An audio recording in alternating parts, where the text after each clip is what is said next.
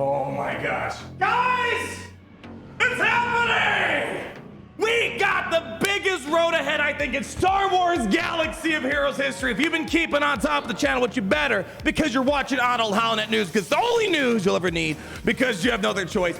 I have never been so hyped to play Star Wars Galaxy of Heroes. I'm literally getting goosebumps from what's to come. If you've been following close, we've been talking about a Krayt Dragon raid, new Tuskens, Cal Kestis, and alleged leaks. They are all true. This is the most excited I've been to play Star Wars Galaxy Heroes. We're gonna have several videos. I have to get into this because this is my 5th time recording. I'm just too excited, all over the place. Staying on topic, staying on topic, staying on topic. We're gonna talk about, in this video, I'm still just way too excited. The new Tusken faction. We're gonna do a second video going over the kit reveal. Also, this video is gonna be way too long. We also have the Tusken Warrior coming. Krayt Dragon Raid. People didn't believe it. I was talking about that. I even had a hard time to believe this. I thought they were done it for raids. And the great thing about it is just glancing over, it's not like a challenge record where people are locked out. It seems like a lot of people in their guilds are gonna be able to play the Krayt Dragon Raid tune for their difficulty level that they can tackle on as a guild. And on top of that, guys, holy cow, we have ourselves, oh my gosh, look at all that raid stuff. A new hero's journey, Cal Kestis, coming to Star Wars Galaxy Heroes based off the new Star Wars Jedi Survivor. And on top of that, we're also getting the Cal Kestis. He's gonna have the BD1 with him. And then we're gonna have Sari, his mentor in Jedi Fallen Order. Merrin is coming! Oh my gosh. This is fantastic stuff, guys. That was in the leak as well last year. We have Cal Kestis coming. So a lot to go over. 2 videos today, guys. This is why we want to play this game. This is the stuff we want to see. This is the most robust road ahead that I can remember in a very long time. Let's get into it. Busy day ahead of us. Hope you guys are excited for it all. So CG Crumb always putting the good news out, and then Meathead has to put the bad news out, unfortunately. Welcome to February 2023 Road Ahead. This month is packed with announcements, including a new addition to Tusken Tribe, UI changes, new hero's journey for the highly anticipated addition of Cal Kestis from the Star Wars Jedi franchise, and a new raid. Let's do it. So we're gonna read just the Tusken faction. We'll talk about the kit reveal in a separate video. Some may say it's been a long time coming. Hell yeah. But we say they've just been waiting in the sand dunes for the right moment. We are bringing in 2 new Tuskens to the hollow table to finally complete your 5 Tusken squad. I mean, guys, like, don't get me wrong. I know we had these leaks, but it's really exciting to see this like laid out right now. Tusken Chieftain and Tusken Warrior, along with the rest of the Tusken faction, will have great synergy in the upcoming new raid. So be sure to prepare to do battle. So again, we're gonna do a separate video because this is gonna be like a 1-hour video if I do it all together. Coming to you from Book of Boba Fett is a solemn leader who provides a unique identity and that brings the whole faction together. Man, I mean, again, I knew it was coming, but I couldn't believe it was coming. Chieftain's gonna bring momentum, previously only found on Boba Fett's Sign of Jango. Under his leadership, Tuskens will gain momentum throughout the battle.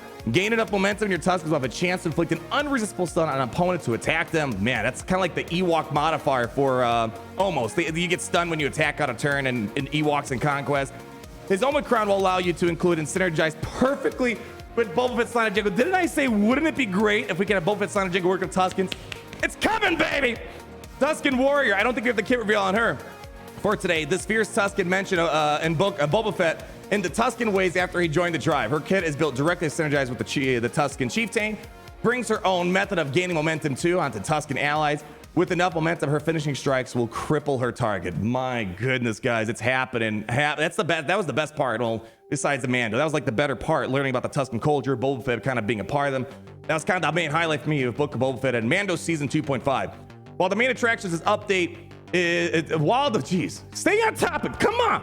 While the main attraction for this update to the Tusken faction is the upcoming raid experience, we also want to make sure this faction has increased utility leading up to that event. What that means is they're going to be helpful in upcoming galactic challenges, conquest feats, assault battles, and will be a focus of the new data concept. Very much so like when Mandalorians were a thing, they were needed for everything for Wild Inquisitors. We hope sharing this news ahead of time helps you inform your decisions on your journey you want to take over the coming months. So Tuskens are going to be important. I'm going to save Krayt Dragon Raid for the end. I'm going to keep you guys in suspense. Let's move on over to what I think, truly this Krayt Dragon Raid is the second most important thing. Number 1 most important thing. What am I talking about? I wanted a raid experience. We're finally getting it. Hero's Journey, Cal Kestis. Cal Kestis coming to the holotables. In collaboration with Respawn, we are taking the hero of Star Wars Jedi Fallen Order and bringing him to Galaxy Heroes. We are excited for the continuation of Cal's journey in Star Wars Jedi Survivor. Our Jedi Fallen Order journey starts with Cal Kestis, a rigger in the Scrapper Guild and an unaligned Force user. That's interesting. I'm surprised they're not considered a Jedi. Trying to make his way through the galaxy, along with several other characters from the game, baby. These events will culminate with the hero's journey for Cal Kestis Survivor. In addition, so hold on, how long is these events will culminate with the hero? Okay, with Cal Kestis Survivor. So I'm guessing, are we getting like a marquee Cal Kestis that builds up to a Cal Kestis Survivor? I'm not 100% sure. In addition to Cal Kestis and his hero's journey version, yeah, 2 Cal Kestis. Wow, they're just slamming them all on us.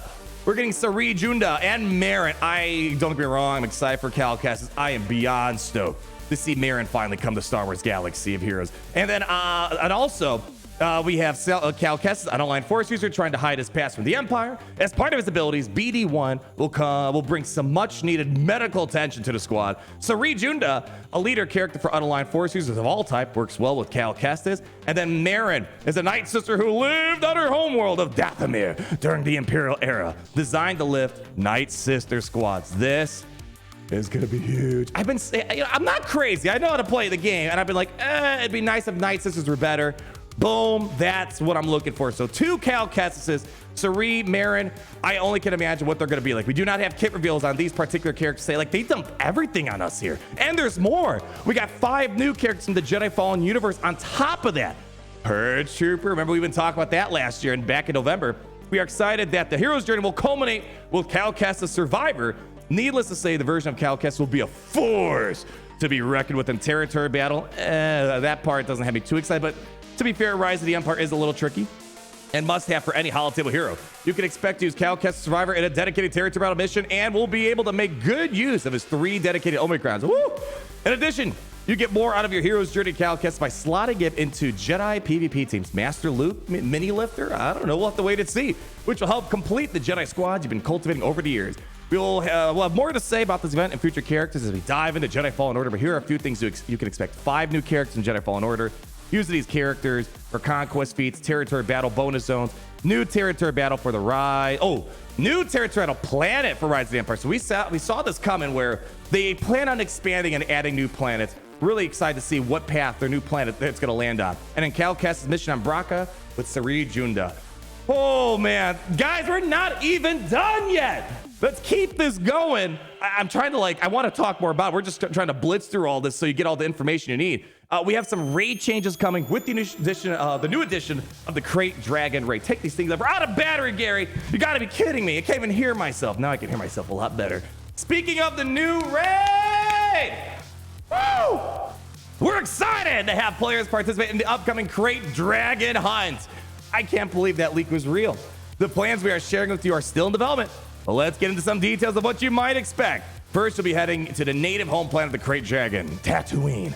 We hope your Tuskens are up for the challenge, just like our art team will need to be up to the challenge of accurately depicting the enormous Krayt Dragon in our game. We want to make sure you feel the size of the beast you can take on. So here's the general experience here. Without giving away too much of what you'll be encountering with the Krayt Dragon, we want to let you know there will be 2 separate challenges to consider when you approach the raid. First, controlling the enemy monster with an array of debuffs, and second, dealing as much damage as possible during the short window of time. So kind of like a traditional boss experience. You knock it down, try to beat it up, classic type of Mario World stuff. In previous raids, bosses are immune to many debuff effects because they can easily disrupt and trivialize a raid encounter. However, this is a little bit different. For this raid, we're introducing a new mechanic called Defiance that will require players to bring these debuffs to minimize the effects of the boss attack. So I'm guessing if you apply Tenacity down, leave you reduced damage or something. During this time, players will want to remove as many stacks of Defiance as possible before the boss takes his turn, lest they face some dire consequences. The exact list of effective debuffs and their associated impacts is still being worked on, but players will be able to more fully utilize their character's abilities to find success in raids that feature this mechanic. The burst wind damage window will require players to manage big damage cooldowns to avoid devastating attacks while scoring as well as they can. Maximize the damage potential between these windows by using some of these big cooldowns outside the window is one avenue towards improving performance. And a few more things. Balancing ability cooldowns between damage debuffs and debuffs windows while scoring as many points as possible. Different scoring system, by the way, not quite what we're used to. Where were we? Damage and debuffs windows while scoring as many points as possible outside of these moments is where we want to create a great deal of space for theory crafting and optimization. As with all raids, we expect this event to be a challenge at first, but you will figure out the core loops of the raid and fine-tune your attempts over time. So here's what you're able to bring in.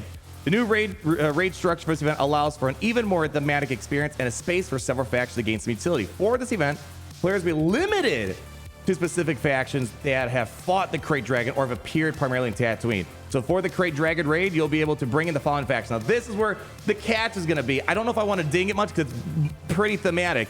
We have Hutt Cartel, Jawas, Mandalorians, Old Republic. I remember when we were talking about the Krayt Dragon raid, people were like, nah, it's not going to be the Mando raid. It's going to be the old school, Old Republic Krayt raid experience. It's going to be both. And Tuskens on top of it. So that's the problem. A little bit more limited of a window appearance, so I don't think you could just bring an SOKR or something like that. Note that future raids may also thematically limit the units you can bring into faction. So what I'm reading here, they got more planned. It's been years since we had a brand new fresh raid experience. Sith Tremor Raid 2018. 5 years later, we're finally getting a new raid, and now they're giving me the hope that they're going to have more thematic raids in the future that's going to focus on particular factions. You can let your thoughts run wild. And this next part's mostly just general raid changes as well as the old raid changes. They're trying to make the other raids not as important anymore. But in general, alongside the release of the Krayt Dragon raid, there'll be some fundamental changes to how raids are handled and created. These changes are aimed at providing clear path of what raid to focus on and help folks reduce the amount of time spent handling and participating in raids that have already mastered. Similar to the new Territory Battle experience, the new system for raids is designed to be flexible and more expandable than raids were previously. That's, that's, again, the problem was it wasn't breathable. It was too limiting, a lot of work just for it kind of be fall to the wayside. I'm curious to see what that looks like moving forward. Sounds good in theory. Let's see if they actually act on it. We also want to create a system that allows us to produce more raids in the future, easier and faster. And I'm down for that. 100% down for it. More frequent, new, thematic Star Wars experience raids. That's why I'm playing this game. That's why I'm playing. I'm not playing because of Datacrons. I'm not playing because of chores and galactic conquest. This is why I'm playing this game. Point-based system. First, we want to change the way raids distribute rewards to a system that promotes cooperation and not inter-guild competition. I never really felt that much inter-guild competition, but I know some guilds get a little mad at each other because someone got a little bit more damage. They're going to get more shards. They're going to try to make this you want to work together. You don't want to be mad that someone in your own guild that you're working collaboratively with is getting better rewards than you. A guild often needs to really pull together to complete the newest tier or event that they have reached, and it feels contradictory to then ask them to compete against each other simultaneously.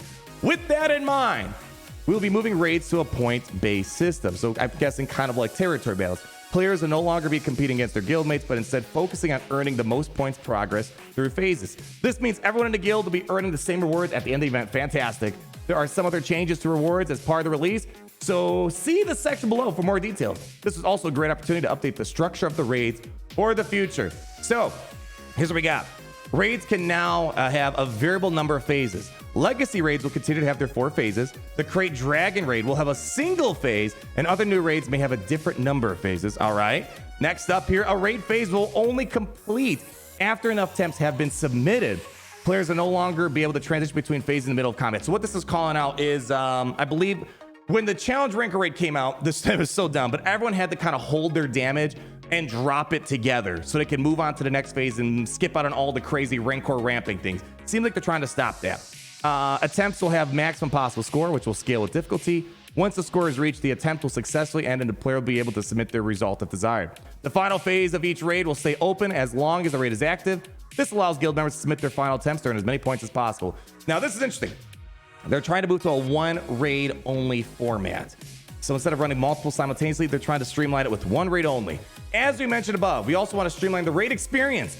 We want players to focus on completing the latest experience and not juggling multiple raids at once that you've already mastered. If you've already mastered a raid, then you're just regularly simming the raid to earn your rewards crate for the event instead of an epic battle against terrifying foes. 100%. I wish I can enjoy the Sith raid, Rancor raid, the old one, AAT raid, but it's just all simple now. You want to play the game, not just sim. And I get it's a gear management resource game, but we kind of want to play Star Wars, right? So moving on. We decided, therefore, to simply simplify the raid system instead of building on top of each event with a new one. One of the biggest changes with the updated raid system is that it will only allow for guilds to run one raid at a time. You can pick between any of the current raids, but your guild no longer needs to worry about running multiple raids concurrently.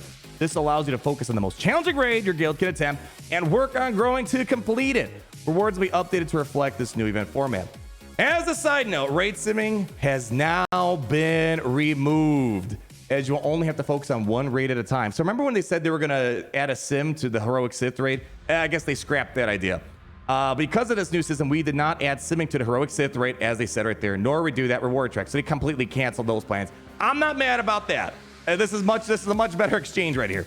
In an effort to streamline the inventory management, we've gone ahead and made raids have a single starting ticket, which will be used to launch all raids, past and future. There will be a one raid ticket to rule them all. So no more raid core tickets, AAT tickets, Sith tickets, challenge ranker raid tickets. A lot easier. So reward system changes. By the way, they didn't tell us what the Krayt drag. I don't know if this. So this is new. I don't know if we're getting a Krayt dragging exclusive reward, like the old raids. Maybe again more details to come.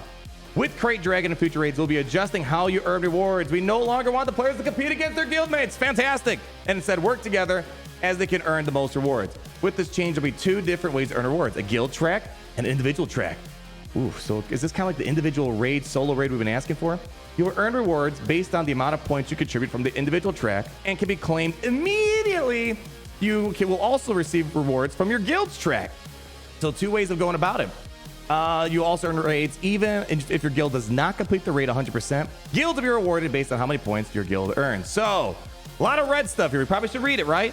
While we reduce the amount of locations where you can earn rewards, we've taken into close consideration that actively participating in a raid, regardless of difficulty, will earn rewards from the personal track that equal and replace the old rewards. That's kind of the big concern. Are you going to at least, yes, we want to play the old raids, it's outdated, but we also want to have equal or better rewards. They claim it's going to be replacing and equal to the old rewards, ensuring that all players retain access to those goods. Playing at higher difficulties to earn more points will steadily gain access to new additional rewards.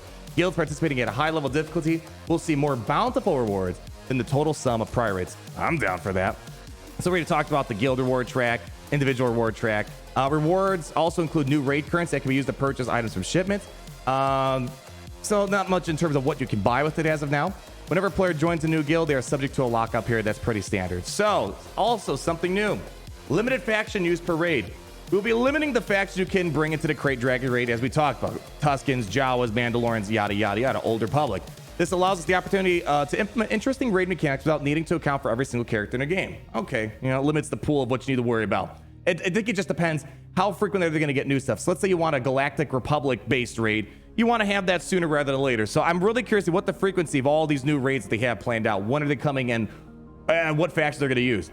While this creates many opportunities for theory crafting, it also means we have to add in extra boss mechanics to account for some of the unique abilities some characters have in the game. Strangely enough, a limited character pool opens up the design space here for us to do more extreme mechanics. Oh, I can see that 100%. This also helps us create a more thematic experience and create special mechanics for each of these new events. Star Wars is a beautiful universe, and we want to continue to embrace how cool and extraordinary this universe is. Yes! I've been saying this forever. This is why we play Star Wars. That's exactly what it is. Oh, man. Raid-based difficulty. So one of the concerns we talked about this alleged leak, well, not alleged anymore, is it just going to be for a challenge rank or raid type? You need like Relic 5, 6, 7, 8, 9 to enter. It doesn't seem that way. All raids going forward will have a base difficulty level that can be modified and adjusted for individuals to earn more points for their guild. You can choose difficulty modifiers prior to each attempt and restart without any penalty. If you guys play Marvel Strike Force, this sounds a lot like they've been running an Apocalypse type of mini raid, and depending on how many, I can't remember the name off the top of my head, depending on how many, I'm just say negative effects you apply, the more score you're going to get. That's what it sounds like. Oh boy, the name's eluding me. It sounds kind of like that, where you can modify how difficult it's going to be. This also means that current and future raids will be available to all types of guilds. Higher GP guilds can attempt the same raid as lower GP guilds, but with harder modifiers to get more points. This is great. Great. Everyone can enjoy it. Base difficulty will be around Gear 10. Heroic Sith Trump raid. That's not bad. They're still working on the balancing there. Raids have additional difficulty modifiers that increase the challenge in exchanging or applying multipliers to total points earned at the end of the raid. Difficulty modifiers are selected by a player per attempt. Yeah, this sounds just like the, I can't remember it. Sounds just like, Scourge. They called it the Scourge raid inside of Marvel Strike Force, where the more Scourge you apply, the better score you get and the more rewards you get. So it's kind of like what they did in Marvel Strike Force this past year. You can submit different attempts at different modifiers, so you can always set the difficulty at the optimal level. All right. Oh boy, still a lot to go here. I'm going to basically just kind of summarize a few things here. So with this, they're going to limit the amount of attempts that you can do, mainly to kind of maximize your theory crafting potential. So I'm guessing what they're trying to do is they don't want you like just dumping like all of your roster. They want you to kind of maximize what you're trying to do per attempt. Legacy raid change, I think this is kind of important. What's going to happen with those old raids? With all the changes we'll be making to the Krayt Dragon raids, some of those adjustments will trickle down to our older raids and hopefully make life easier for folks participating. While we were able to make some adjustments to older raids, there are some legacy aspects that we're unable to change, and they will remain the same unless noted. Pit tanked out, Sit Tremor will be considered legacy raids and adjusted in the following ways. They will now use the new raid point system in battle. They will have the guild reward tracks. Their final phase will end once the boss has been defeated, like they currently do. They won't have individual reward tracks. Non-heroic tiers have a 3-day timer. And then starter guilds now only launch tiers of the pit raid. We're removing any steps to finishing specific legacy raids, as well as steps that closely tied to specific territories from prestigious quests. We've also made strides to streamline the progression of these raids to make it better for new players and give guilds a more direct route of advancement. The first 5 difficult tiers of Sith Trumpet Raid have been removed and now only has 2 difficulties, normal and heroic. That makes sense, I guess. The order of the raids: Pit, Tank Down, Tank Down, Sith Trumpet Raid, Krayt Dragon. So that's the route we're kind of shooting for. The Challenge Rancor Raid is kind of interesting. Read this. We'll also be removing the Challenge Rancor Raid from the game. What about that? As it served this purpose in our previous raid system, we have our upgraded system and the direction we plan on taking raids in the future. We felt its existence is now unnecessary. Wow. So they're completely ripping it out. I'm guessing, I believe they said this once in a live stream when Crumb was live streaming. I believe they said they weren't 100% happy with how the Challenge Rancor Raid worked out. So quite interesting, right? So no more worrying about being Challenge Rancor Raid ready. We are removing achievements related to completing the Challenge Rancor Raid. Now, one more bit we got to talk about, this raid blackout period. So there's gonna be a transition, right, from the old raid system to the new raid system. We will disable all raid content approximately 1 week before this release. At the start of the blackout period, all raids in progress will be canceled. So if you're trying to squeeze out some raids, we don't know when this is happening, you want to try to knock it out before this blackout period happens. And the events will not have payout rewards either if they are canceled. All guilds will be granted a max amount of the new raid currency once this blackout period is over and can start the raid of their choosing immediately. And then also a few more things. Raids will now run their full duration regardless of how quickly you complete the raid. Raids are no longer able to be abandoned. This allows the rest of the guild to still earn points. We have overhauled the event screen to include the raids, and they are now accessible from the events cantina table. And that's pretty much all we need to know about. Holy cow, guys. This is, again, to summarize. New raid, number 1 thing, new Tuskens, Kestis, and a future where they can keep adding new raids, that it's going to be breathable and expandable, very much so like Rise of the Empire. Guys, again, I want to emphasize one more time, beyond excited to play this game. It really ignited the spark I haven't felt in a long time. Probably like 2018 was like, 2018, 2019 was kind of the last time I felt like this really big spark. Like, I'm really excited for where this game's going. Other times, like, it's cool, but this is like, I'm thoroughly beyond hype for where the direction this game is heading. So we're gonna have a second video just to make sure we kind of parse this out a bit more. We're gonna be talking about the new Tusken Chieftain, how that's gonna affect the new Tuskens. My gosh, guys, thank you all so much for stopping by. I hope this gets you as excited as I am. I'm hoping this brings back some new players, a raid that's accessible for everyone, a really cool character, more Fallen Jedi Order, whatever the heck it's called, coming to the game, an expandable raid format. Woo! I guess it can make you say, as you're hitting that like and you're subscribing, that it's great to be, woo, in the Empire today.